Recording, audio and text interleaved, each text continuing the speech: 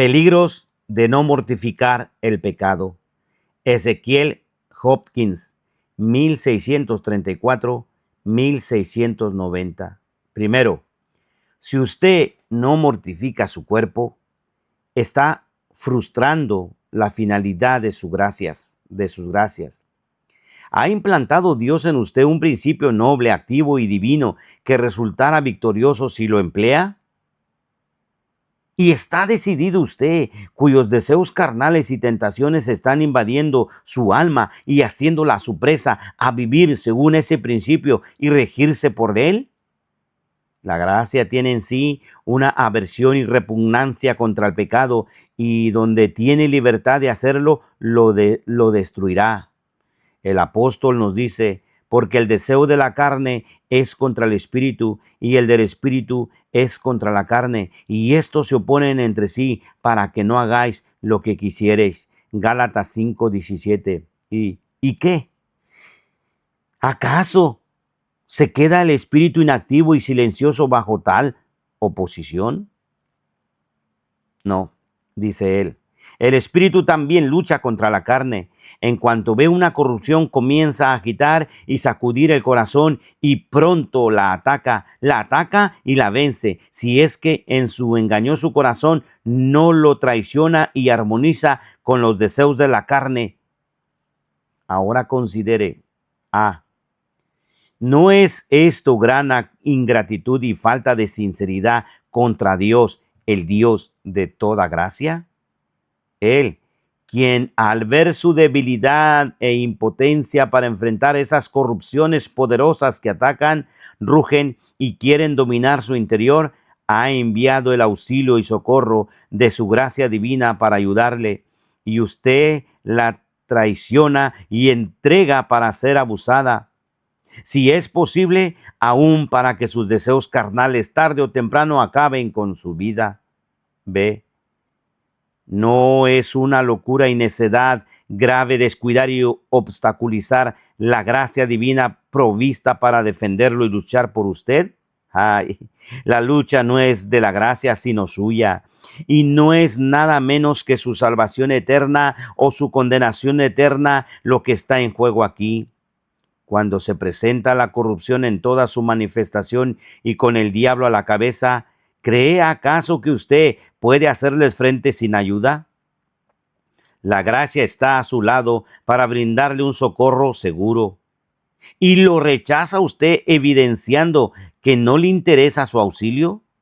¿Qué es esto? Sino olvidar el uso y oficio de la gracia y despreciar la bondad de Dios, quien le dio la gracia justamente para esta finalidad, para que la utilice contra sus deseos carnales. 2. El pecado no mortificado no solo frustra la finalidad y la utilidad de la gracia, sino, lo que es peor, también debilita y desperdicia miserablemente la gracia. Es imposible que tanto la gracia como la corrupción sean fuertes y vigorosas a la misma vez, en la misma alma. Si una prospera, la otra languidece. Si su alma está repleta de pecados no mortificados, como malezas dañinas que brotan y se extienden rápidamente, la gracia se deteriora y se marchita, porque su alma no cuenta con su savia para nutrirla. 2 cosas son necesarias para nutrir la gracia, de modo que aumente poderosamente su fuerza y hermosura. Estas son los pensamientos santos y deberes santos. Por lo general, el hombre no necesita más que alimento y ejercicio para estar fuerte. Los pensamientos santos son, comparativamente hablando, el alimento de la gracia. Los deberes santos son, por así decir, el ejercicio por el que la gracia obtiene y conserva su buena salud. Pero un deseo carnal no mortificado impide que la gracia obtenga fuerza de los pensamientos o los deberes, porque un deseo carnal no mortificado por lo general dominan los pensamientos del hombre. ¿Cuánto cuánto poder tiene un deseo carnal de acaparar todos los pensamientos para satisfacerlo? A algunos los manda a cumplir un encargo, a otros otro, y todos tienen que estar ocupados en atender su deseo. Donde el pecado no mortificado es la codicia, la soberbia o la lascivia. Que llena está la imaginación de pensamientos que satisfacen estos deseos carnales. Algunos producen el pecado, algunos lo embellecen y adornan, y algunos aprueban, alaban y recomiendan el pecado al alma. Además, si acaso queda lugar para otros pensamientos, algunos lo emplean para imaginarse situaciones y quimeras que posiblemente nunca sucedan, pero tienden a alimentar y nutrir esa corrupción. Apelo a su propia experiencia para confirmar lo que estoy diciendo. Y esto será bueno hacerlo para poder encontrar cuál es su pecado no mortificado. Analice qué es lo más sucio que se imagina, que con más frecuencia seduce sus pensamientos. Le sucede que cuando sus pensamientos divagan, vuelven llenos de cosas del mundo. Le presentan por lo general fantásticas riquezas, posesiones, ganancias, adquisiciones con el valor agregado de las artimañas para convertirlas en realidad. Entonces, la codicia es su deseo carnal no mortificado. Se concentra y piensa en sus propias perfecciones. Talla un ídolo de sí mismo en su propia imaginación y luego cae de rodillas ante él y lo adora. Entonces, su pecado no mortificado es el orgullo. Y lo mismo podríamos decir de los demás. Ahora bien, cuando un deseo carnal no mortificado ha acaparado todos los pensamientos y los ha puesto al servicio de una imaginación corrupta, a la gracia le falta su alimento. Sufre de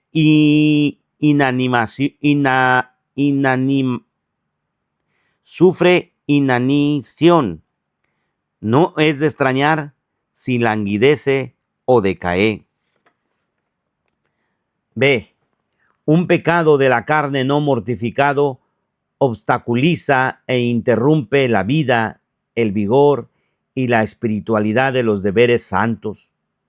Lo hace de dos maneras: insensibilizando el corazón de toda culpa o distrayendo el corazón mediante su fuerza. Una lascivia no mortificada insensibiliza al corazón en cuanto a sus deberes santos por medio del sentido de culpa que yace en la conciencia. Ay, cuando podemos acercarnos a Dios con un espíritu libre, ¿cómo podemos llamarlo Padre con un mínimo de seguridad mientras tenemos conciencia de un pecado no mortificado que todavía vive en nuestro interior? Admítalo. ¿Acaso no le recuerda la conciencia y hasta calla su boca cuando está orando con sugerencias como estas? ¿Qué? ¿Acaso es posible orar pidiendo perdón por mis pecados y fuerza para no pecar, aunque sé que hay en mí y que fomento un deseo de la carne no mortificado? Oro rogando gracia contra el pecado y aún así conservo un pecado conocido. ¿No es una oración así pura hipocresía y engaño? ¿La escuchará el Señor? O si de hecho la escucha, ¿no la contará como una abominación contra Él? Usted, a quien su propia conciencia acusa, ¿acaso no encuentra que tales reflexiones lo insensibilizan grandemente en cuanto a su deber? De hecho, la culpa es el impedimento más grande del mundo para el cumplimiento del deber. Nos llena de desconfianza, inseguridad y un temor muy grande de presentarnos ante Dios como nuestro juez en vez de nuestro Padre. Una lascivia no mortificada impide cumplir el deber santo porque distrae el corazón de su poder. Aparta el corazón de Dios enreda los efectos, los afectos, desparrama los pensamientos, descompone la composición del alma, de manera que, en el mejor de los casos, no es más que un deber quebrantado y destrozado. Y aquí radica la astucia de Satanás, en que si hay en el alma alguna corrupción menos mortificada que otra, de seguro esa corrupción actuará y se interpondrá entre Dios y el alma en el cumplimiento de su deber. Ahora bien, cuando el deseo de la carne impide el cumplimiento del deber, la gracia no puede respirar ni ejercitarse. Con razón desfallece y se deteriora. Cuando se ha descuidado una mortificación, a su puerta acecha algún pecado vil y escandaloso. Cuando vemos a alguien que profesa ser creyente cometer una maldad notoria, ¿a qué se puede imputar más que al hecho de que esa corrupción se aprovechó de que fuera negligente en mortificarla? Cuando alguien sufre continuamente de ideas interiores que atacan, tientan e importunan al alma, es una señal de que la lascivia ya se ha ganado los afectos. Y si se puede adormecer la conciencia, nada le impedirá entrar en acción. Por lo tanto, cuídese de no permitir que la corrupción se agite y actúe en su interior. No puede ponerle límites ni decirle, hasta aquí llegaste, pero no más. Te permito estar en mis pensamientos y en mi imaginación, pero conciencia, cuídate de que no vaya más allá. Por lo tanto, si quiere asegurarse de no correr este peligro, mortifique a la lascivia en su gestación. Sofoque y suprima sus señales y apariciones. De otra manera, no se imagina lo prodigiosamente que crecerá la impiedad. El menor y más insignificante pensamiento pecaminoso tiende a terminar en una culpabilidad infinita, en un pensamiento indigno e impropio acerca de Dios, lleva a una blasfemia horrible. Cada pensamiento lascivo a una inmundicia abierta, cada pensamiento envidioso a un derramamiento de sangre, a menos que practique diariamente la mortificación para suprimir y vencer esos estímulos.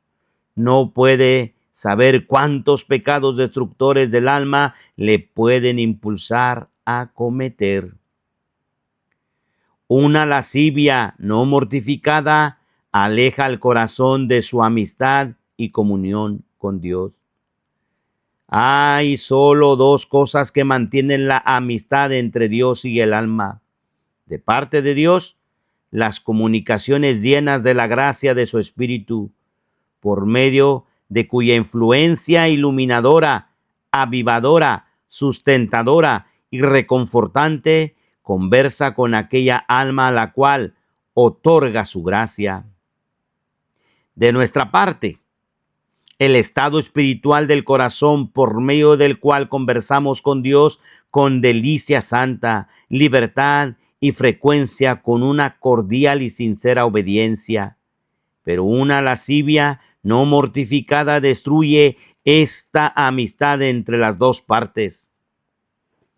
Provoca a Dios a suspender las influencias de su espíritu y por su parte cortar la relación.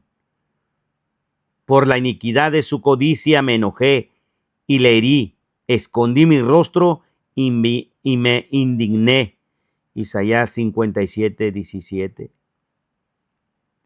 Una lascivia no mortificada quita poderosamente la armonía del alma y desordena la espiritualidad que debemos preservar si queremos mantener comunión con Dios. Piense en cómo aumenta la separación y el distanciamiento entre amigos cercanos. De igual manera, aumenta la separación entre Dios y el alma. Si alguien tiene conciencia de un mal que le ha hecho a su amigo, le causará temor y vergüenza conversar con él y, aún más, estar en su compañía con comodidad y con frecuencia. Lo mismo sucede en este caso. La lascivia no mortificada llena el alma de vergüenza culposa, motivada por su conciencia de un agravio a Dios. Ahora, reflexione en su propia realidad. Usted que ha cometido algún pecado, ¿acaso éste no ha quitado gradualmente la espiritualidad de su corazón y debilitado la vida y el vigor de su comunión? ¿No lo ha apagado, enfriado y hecho indiferente a las cosas y los caminos de Dios? ¿No ha considerado a Dios como si estuviera muy lejos sin interesarse o anhelar acercarse para conversar con Él?